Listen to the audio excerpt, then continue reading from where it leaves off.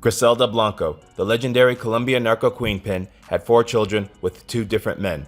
Firstborn was Dixon, then came Wber, third was Oswaldo.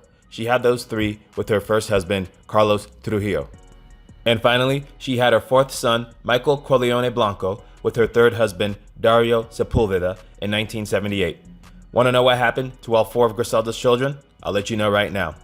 So Dixon was known as the most violent and volatile of Griselda's sons. He's still alive, but he's largely incapacitated. He developed a nasty drug addiction and became a paranoid schizophrenic. According to Michel, Dixon lives in solitude, plunged into madness. This may be confusing to some listeners because Michel has said before that Dixon is deceased, but in his most recent interviews and in his autobiography, Michel says that Dixon is alive. Why did Michel seemingly lie about the condition of his brother? I don't know. I will give Michel the benefit of the doubt and say that he's protecting his family, and Dixon in particular is a soft spot for him. In his book, Michel dedicates an entire chapter to Dixon, expressing his love, appreciation, and respect for him. So I imagine Dixon's deteriorating state is especially tough for Michel.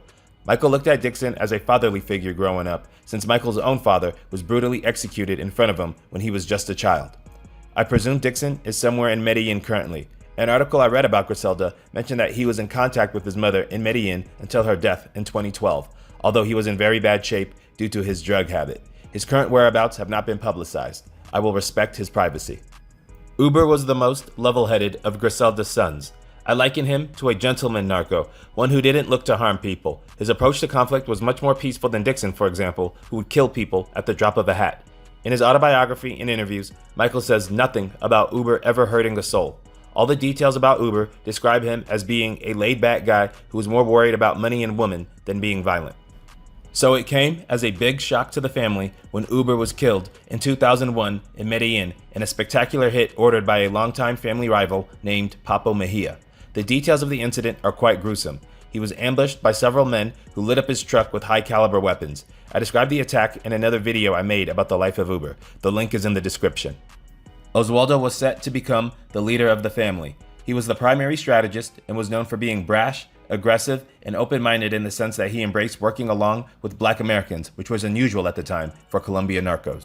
Oswaldo proved himself to be highly competent while still a teenager. At age 15, he was bossing grown men around and shipping kilos of product all over the place. And by the age of 18, he was independently wealthy and owned several companies and properties.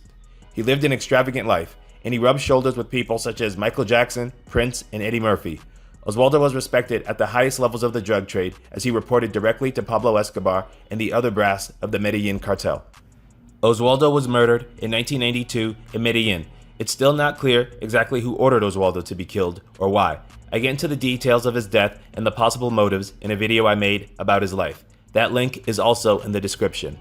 Michel Corleone Blanco is effectively the only surviving child of Griselda. While Dixon is alive physically, as I mentioned earlier, he's gone mentally and does not appear in public at all. Michel, on the other hand, is still very much alive as of the recording of this video.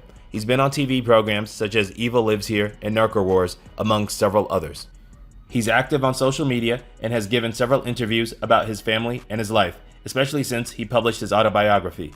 Although he tried to enter the family business as a narco, he got arrested and has since gone legit.